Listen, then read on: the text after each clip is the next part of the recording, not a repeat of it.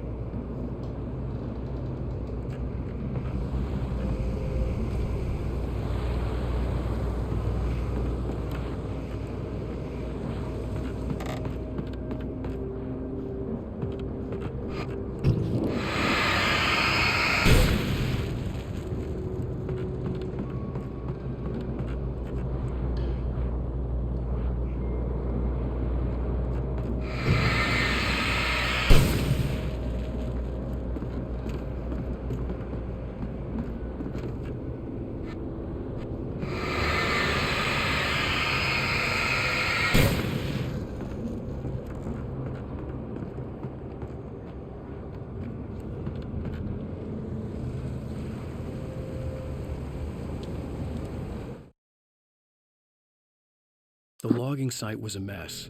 The modular office had been pushed off the cliff. Deputy Thornton climbed up from the wreckage excited, breathing hard from the exertion. Nobody there. It's weird. Don't you think that's weird? Bored, Mulligan let out a mighty snort. Hell, it's always weird, Thornton. Just a question of sorting out what kind of weird it is this time around.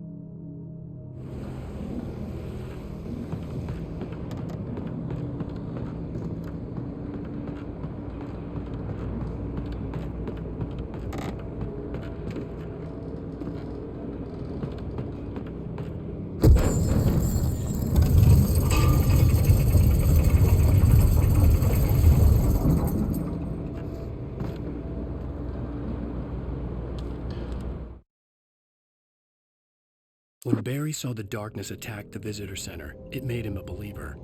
The men Al said he'd shot, they hadn't been just locals on crank. Somehow the world had changed, like the channel had been switched without warning. You think you're watching a sitcom, and you're really watching a horror show. When the birds started attacking the cabin, Barry wasn't surprised, just terrified.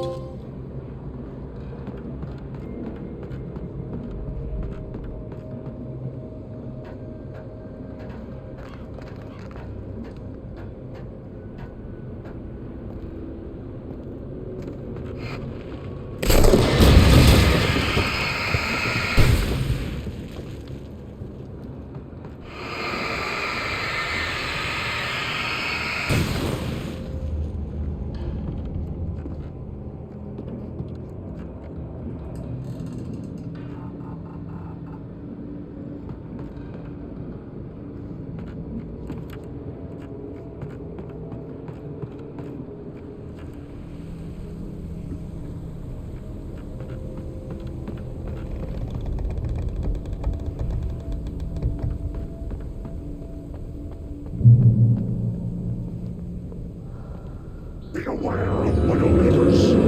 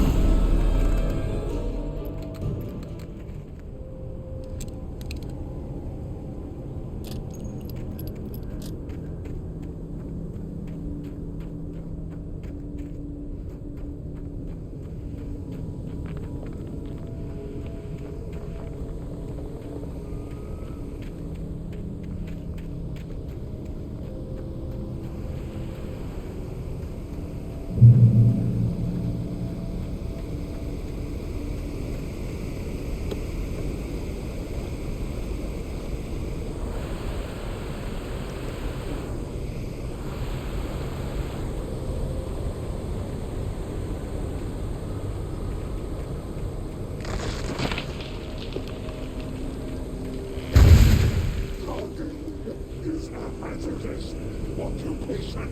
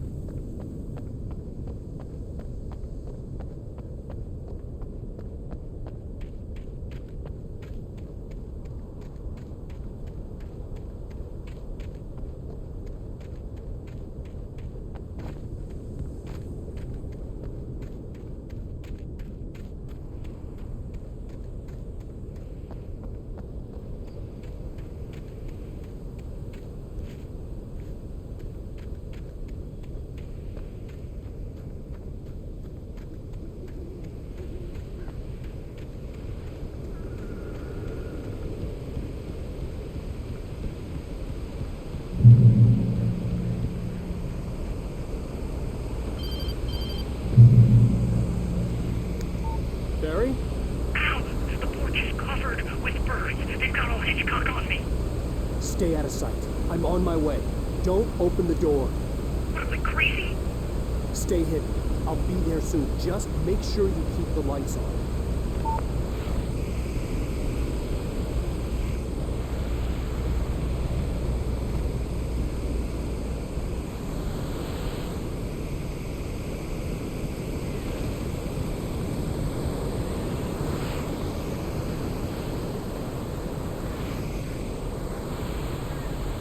I still had to reach Barry at the cabin, but at least I was out of the woods.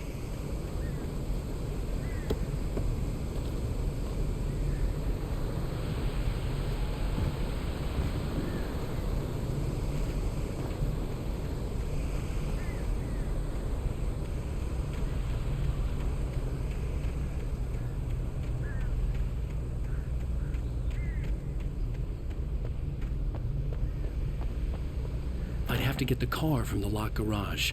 It would get me back to Barry faster, and the headlights were a welcome bonus.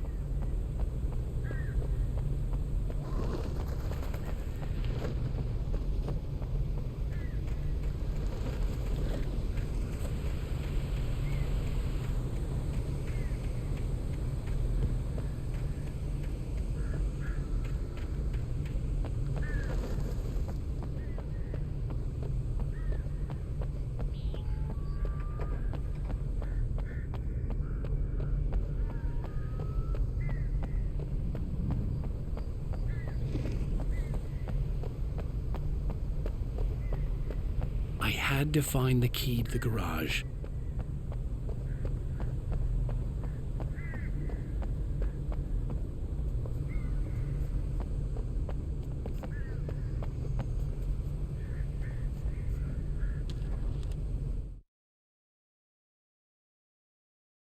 The FBI agent's command froze me in place. I considered surrender. It was all falling apart anyway. I could give in, let someone else deal with it. But it felt all wrong. Call it instinct, his posture, the way he held the gun. He was no friend. Shots ringing in my ears, I leaped for the hole in the fence and stumbled into the darkness beyond.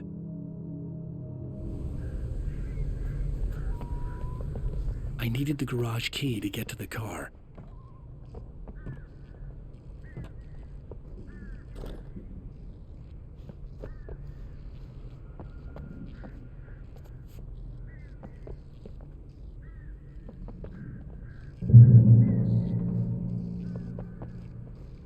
The garage key had to be somewhere nearby.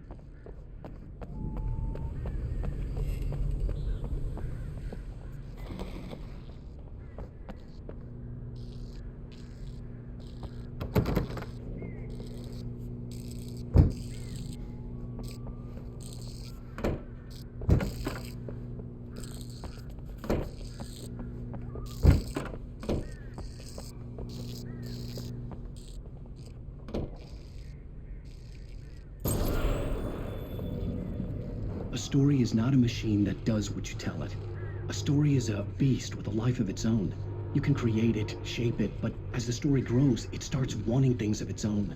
Change one thing and you set off a chain reaction of events that spreads through the whole thing. The characters have to be true to themselves. The events need to follow a logic that fits the story. A single flaw and the magic is gone. The story dies. Alice dies.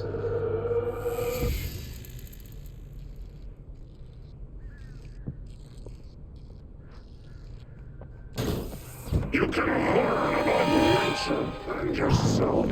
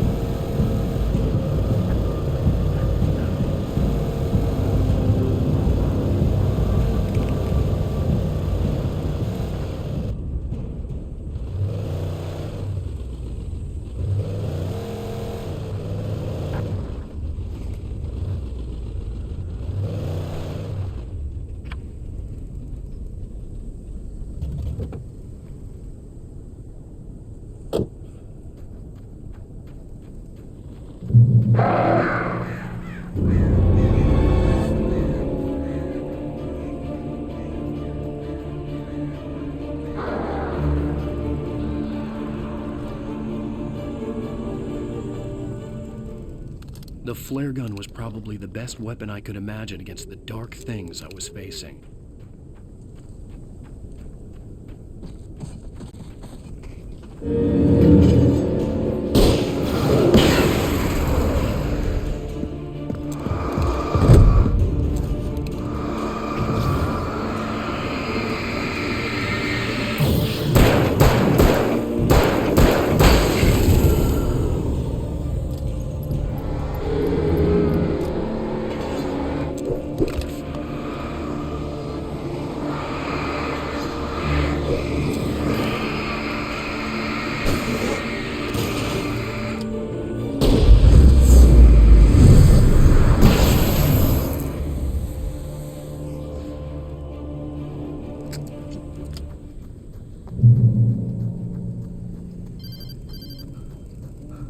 It was the kidnapper. You son of a bitch! Where's my wife? Enough horseplay, Wake. You deliver the manuscript, and you can have your woman back. Simple as that. I don't... Listen. I'm gonna need time to finish it. I still need to write the ending. I need a week. It's not done. I need a week. 2 days. The old Bright Falls coal mine is nearby. You can find it easy, city boy. The main building, there at noon. You bring the manuscript, you'll get your wife. If not, well, get me. Yes, I get you.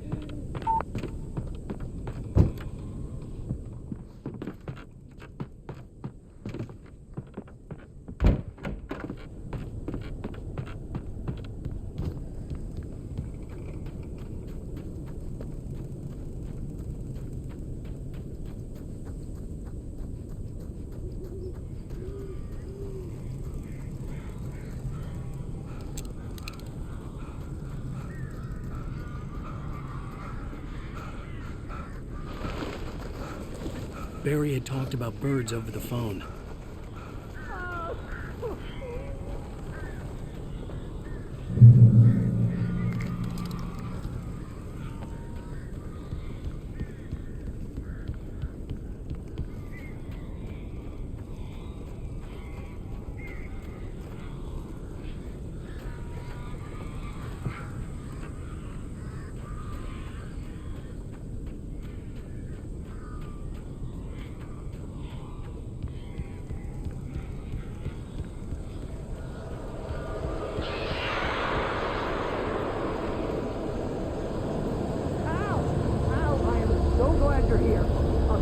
Got in here before I blocked the chimney.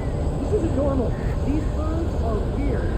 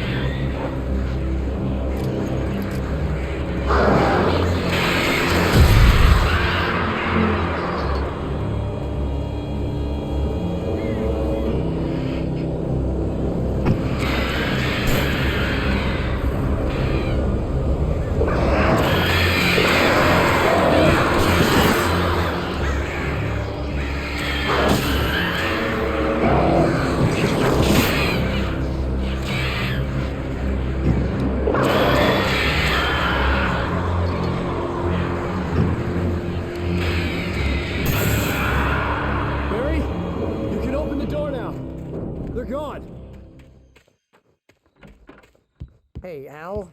I'm sorry for thinking you were having a psychotic episode, man. I sent Barry to the town to ask around about a man fitting the kidnapper's description. He'd go through the archives of the local paper. Perhaps he could learn something. Anything about the island and the cabin that had disappeared. The man wanted a manuscript. I had to try to write him one to get Alice back.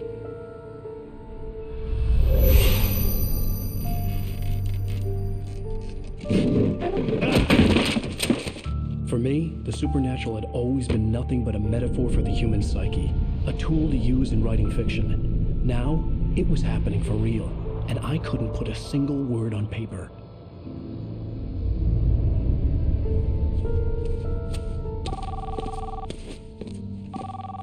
Barry Wheeler speaking. This is Rose. Rose? I found Mr. Wake's pages. Oh, you sweet, brilliant girl. Could you and Mr. Wake come get them? I live in the trailer park outside the town. We'll be there in less than an hour. I know. See you soon. Have a great day. Hope you come back soon. Welcome to the old dear diner. Good girl.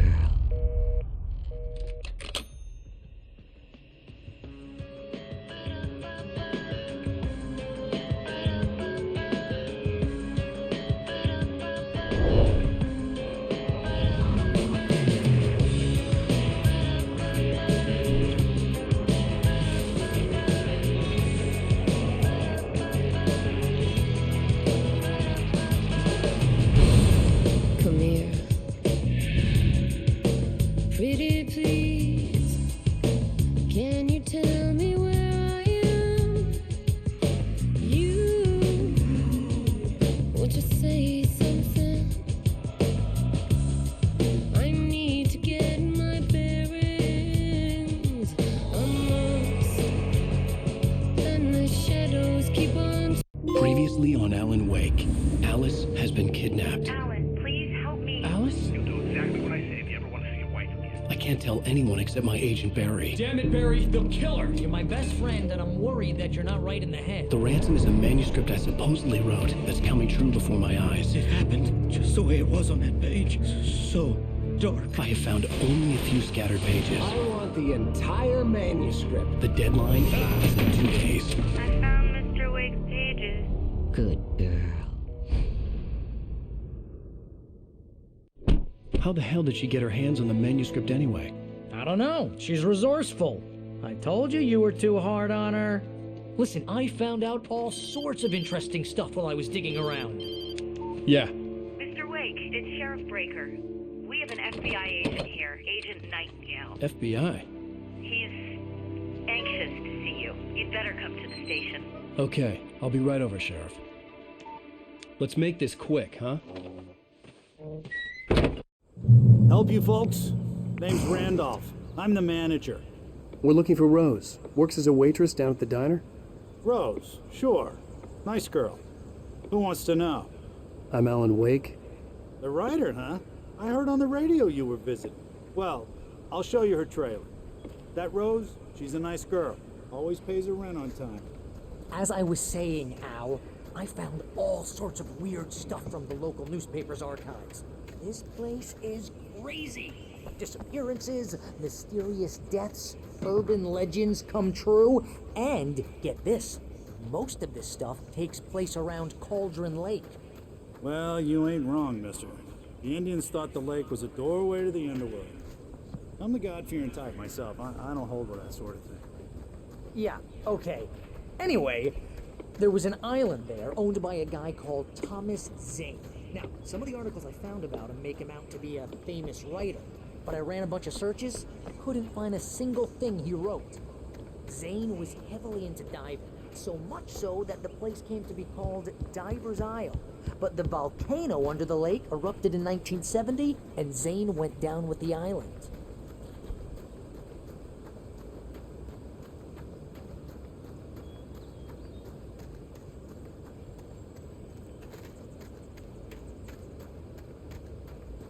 Come on, mister. I'll take you to Rose's trailer.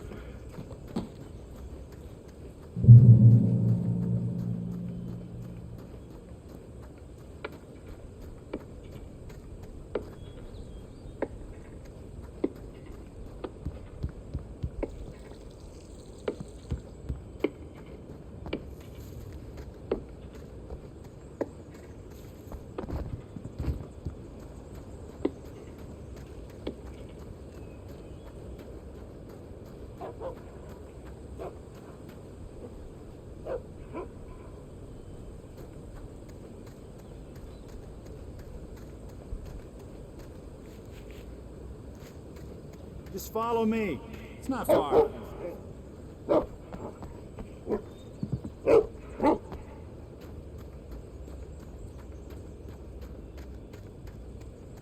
Yeah, how about that?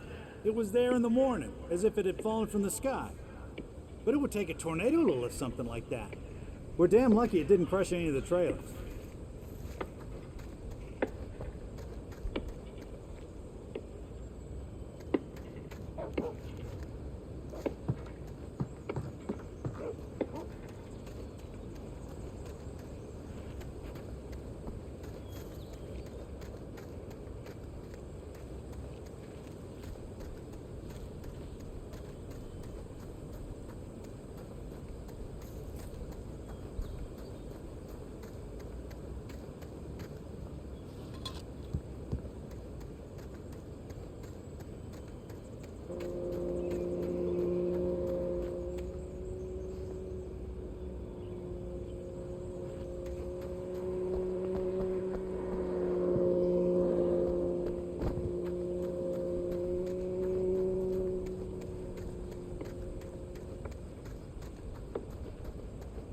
Listen, I got things to do. This place don't run itself.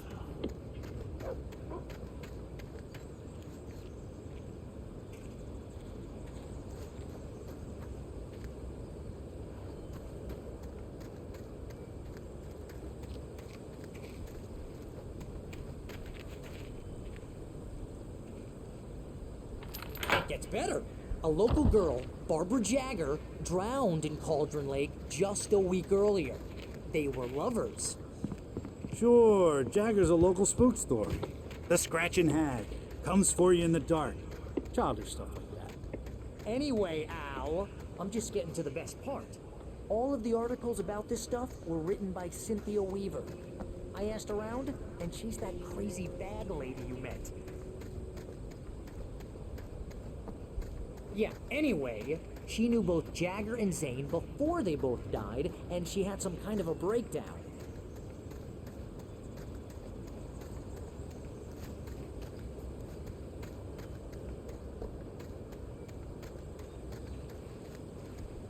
Oh, give me a break, mister. Can we just get a move on?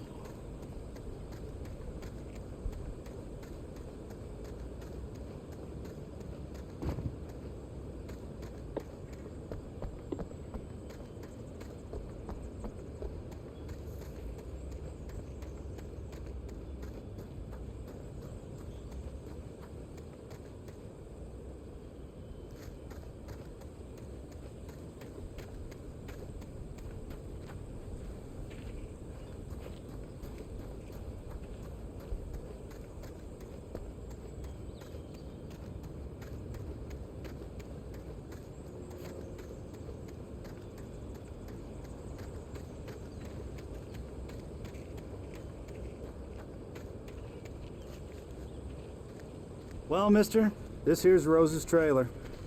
You mind me asking what you want with her? We're just here to talk to her, pal.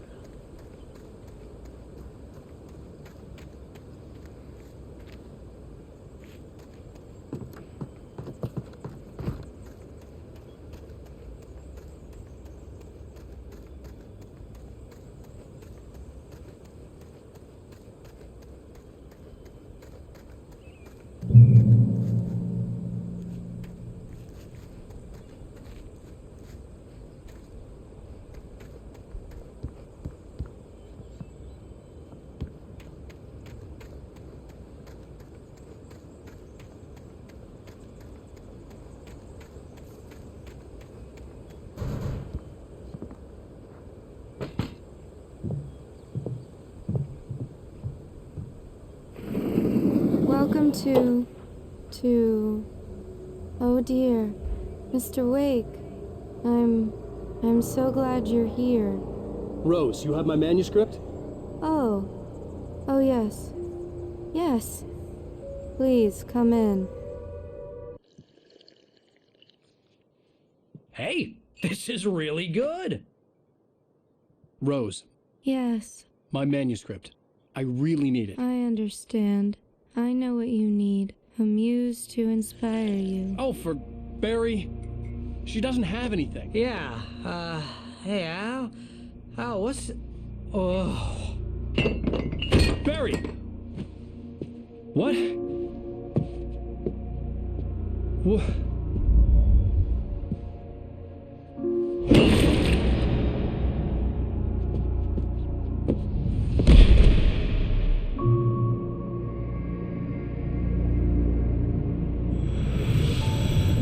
It's coming for you, hiding in my barber's skin. I'm too weak to stop it. You must turn the lights on. I promised I'd come visit you and your lovely wife. You must finish what you started. I insist. You must turn the lights on. Turn the light on. Back to work, boy.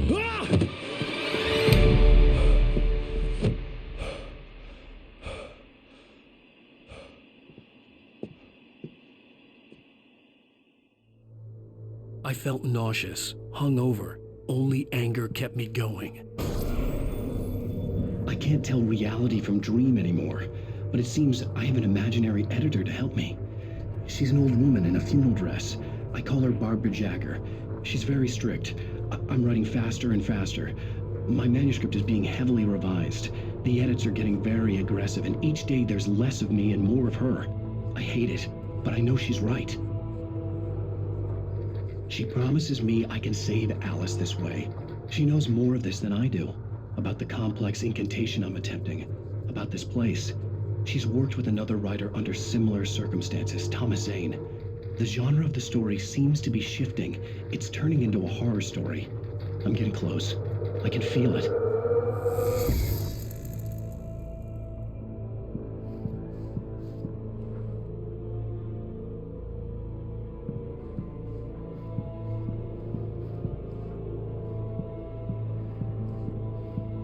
Rose took a day from me. I had less than 12 hours left to meet the kidnapper.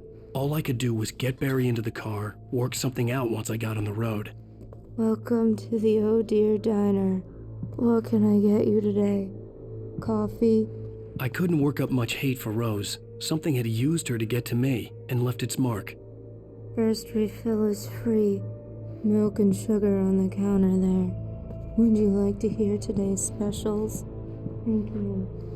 Have a nice day. Come back soon.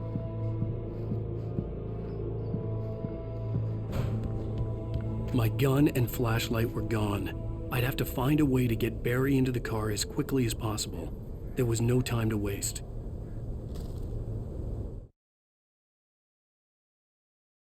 Mr. Randolph liked Rose. That little smile she had.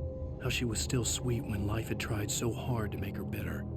It wasn't any of his business what she did in her trailer. But those strangers, the writer and his smart-ass sidekick, looked like trouble. And they'd been in there for hours, way past her normal bedtime. He reached for the phone and called the sheriff's station.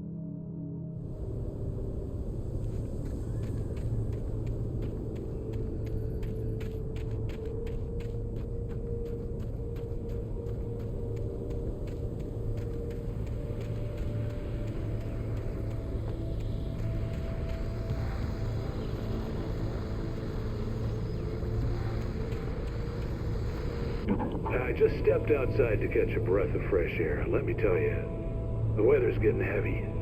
Nights like this make me especially glad I'm here talking to you and not home in bed. Once the weather takes a turn like this, I can't sleep at all. It's all tangled bed sheets and dark thoughts, punctuated by the occasional plunge into nightmare. Is it just me? Well, perhaps it is. But I hope I can make the night a little bit easier to get through. Caller, you're on KBF FM. Hey, hi, it's Walt Snyder. What's on your mind, Walt? Well, I am the way you are, but, well, I can't sleep either, you know? I just been staring out the window here, trying to make sense of it all, but, I ain't been drinking either, you know? Well, you sound like a man with a problem, Walt. I had argument with Danny. You know, Danny, and, then I get in trouble with the law. You know, and, I'm just, well... I heard something like that, Walt. Yeah. Well, you know, he's, Danny's my best friend, and, they let me on bail today. And now I'm just alone here at the window, you know, waiting. Man, and there's something in the air tonight, man.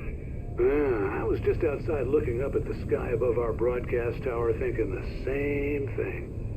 What are you waiting for, Walt? I don't know. You know, something's gonna happen. You know, I think I better go. Well, Walt, maybe... No, thanks, Pat. Well, good luck to you, Walt. Hang in there. Let's take a little break, folks. This weather's really something else, huh? How can I be sure?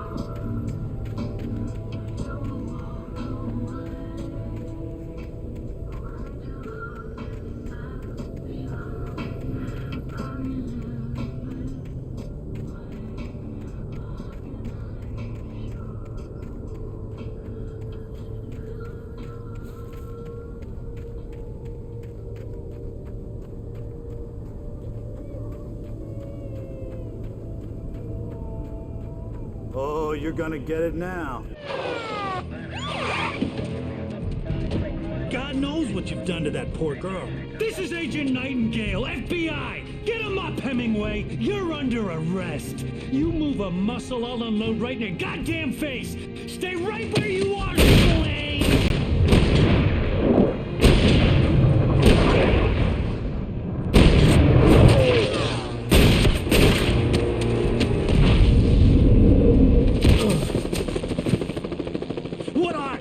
I'm standing right here, you goddamn maniac!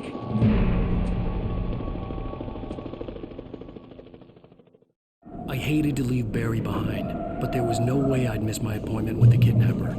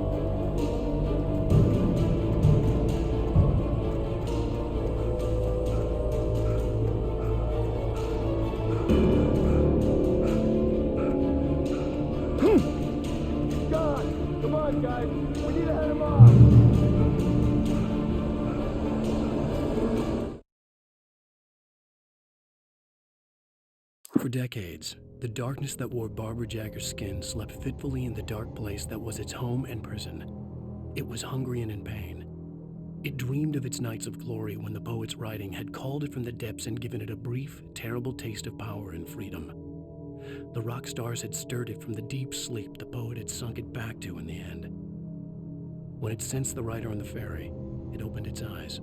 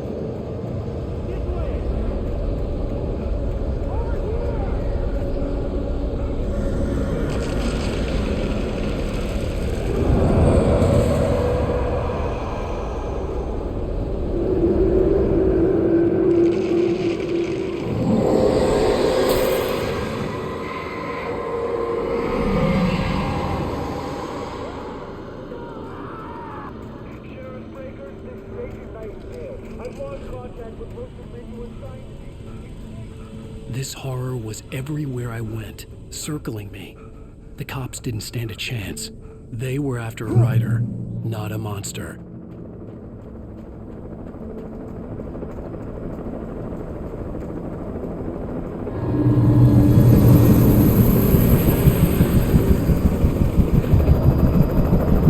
You on the ground. Hold it right there.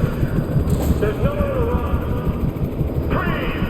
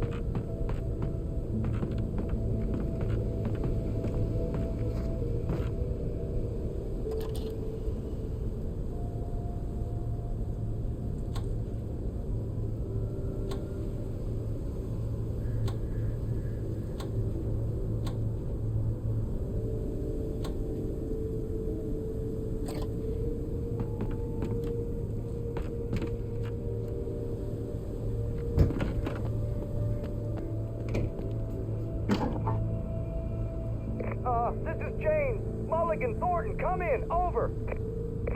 Thornton here. James, we got both Wheeler and Rose in custody. They didn't put up a fight or anything. Why, they were... Hey, what are you... Come on. Sit down and give me that. James, Mulligan here. Over. Go ahead, Mulligan. Over. We got Wheeler and Rose here. Wheeler's drunk or hopped up on something. Speaking of which, that Fed had a pretty distinctive whiff of Oda Scotch about him, if you know what I mean. Over. I don't have anything on that, Deputy Mulligan. Over. Well, whatever. Anyway, Rose is just being plain weird here.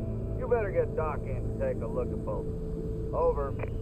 Gotcha. You better get them here quickly. The Fed's gonna want to interview Wheeler. Over. Oh, yeah, I'll bet he does. Looks like they have a lot in common. Mulligan out.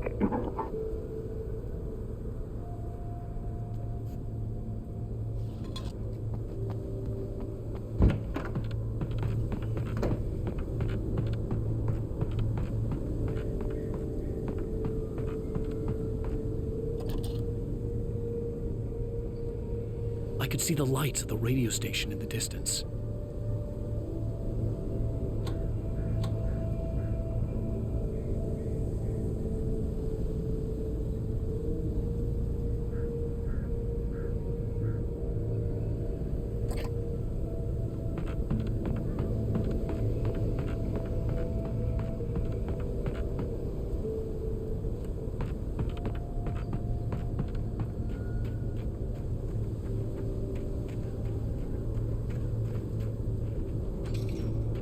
I imagined that the broadcast tower in the distance was part of the local radio station. Maine seemed like a decent guy. Perhaps he could give me directions to the coal mine.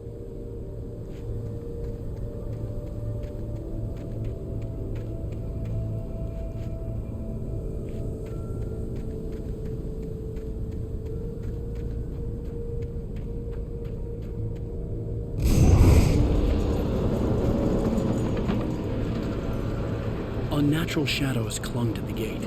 The darkness that was after me was trying to stop me. I wouldn't get through without a light.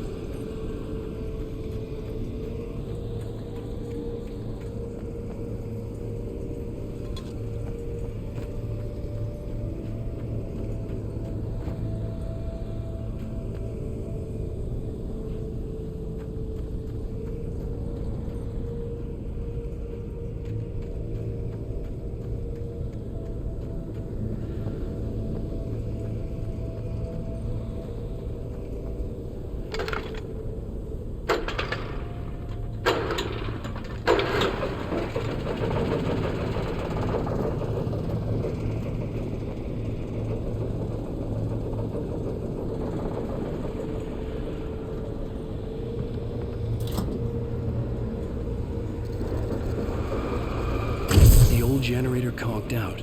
I'd have to see if I could fix it and try again.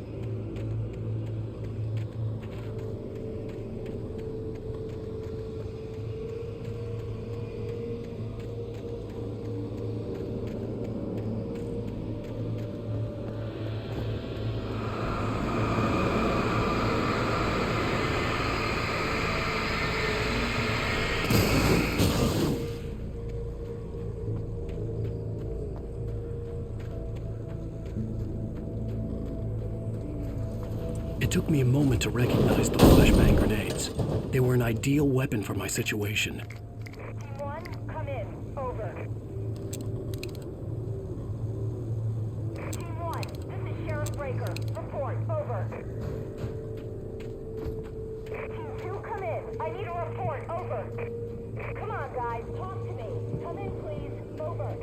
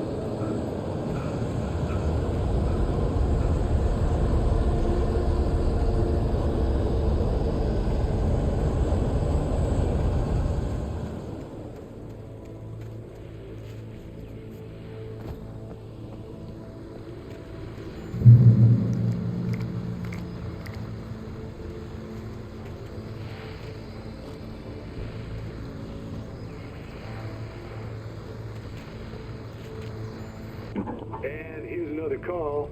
You're on KBF-FM with Pat Maine. It's Milt Peabody, Pat. What's on your mind, Milt? Well, I live near the trailer park, Pat, and there's a big ruckus going on over there. Well, that's just up the road from me, too. What's going on, do you know?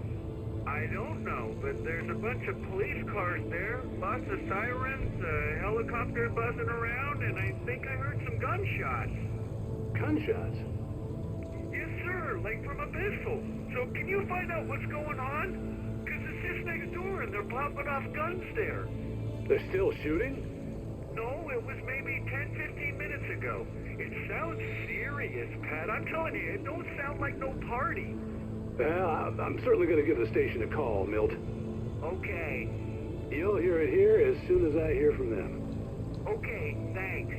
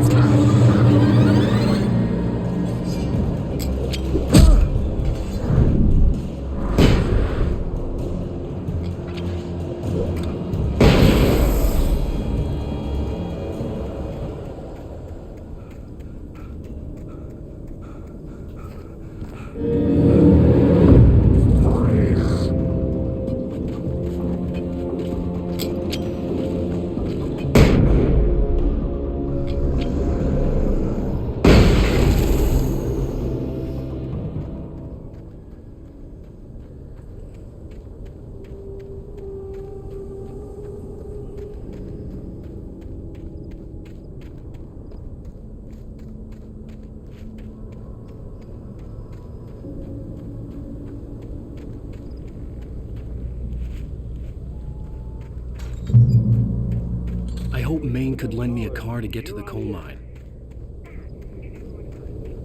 Hello, Lorna. What do you have for us? I just got some supplies cars abandoned in the trailer park. What do you mean?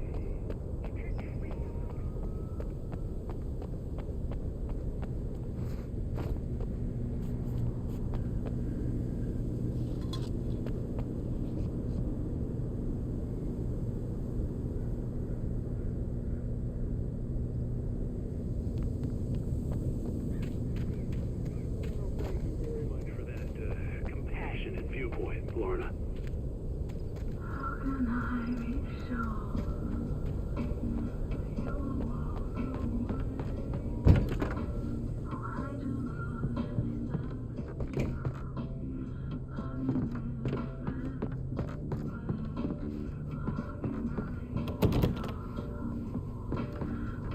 Oh, here's a little surprise. The famous writer Alan Wake just walked in. Folks, I'm going to see if I can talk him into an interview. Come on in, Mr. Wake. Oh, I'm so glad you could find the time to do this, Mr. Wake. Nowhere to run now, Dan Brown. You back away from me. Don't hurt. Whoa. Everyone calm down. Put the gun down. We're all friends here, right? Cool your jets, Nightingale. We got him. Dude, priest! What the hell's the matter with you? There's a civilian in there.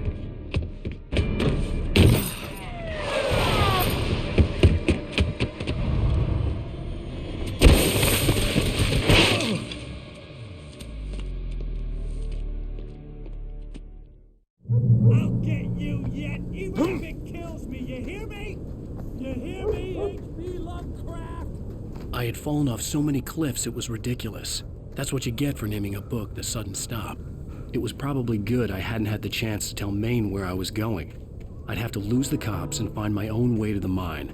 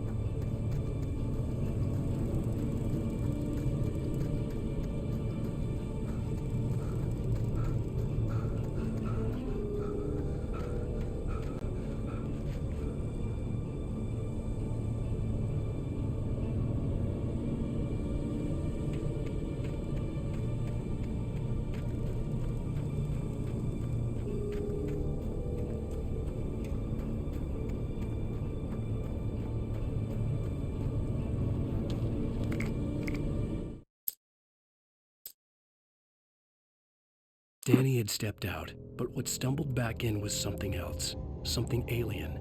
A monster. Walter tried to kill it, first with his fists, then a chair. It wouldn't die. Instead, it kept coming, unaffected by the beating it had taken. After Walter managed to kick it down the cellar stairs, fear took over. He ran, got behind the wheel, gunned the engine. The booze wouldn't make him forget, but he knew he had to try.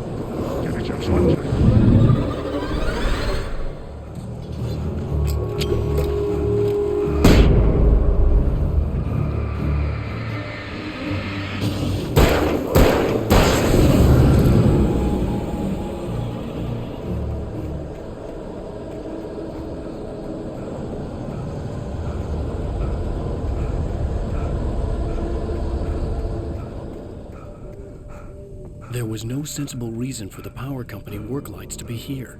It was almost as if they'd been left for someone like me to use.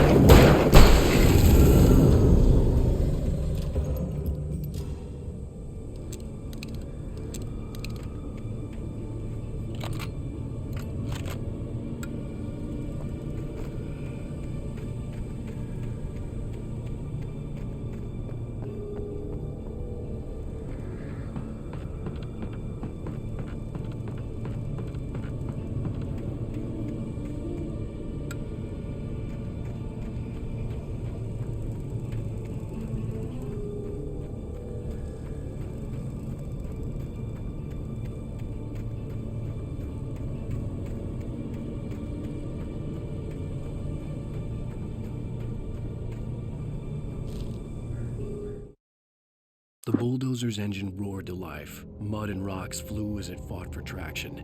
It crashed through the concrete wall and landed heavily in the yard. If it were an animal, it would have shaken its head after the impact, fixed its eyes on me, and charged. Of course, it had no head, nor eyes. Shadows crawled on its form, twisting it into a monster. Then, it came for me.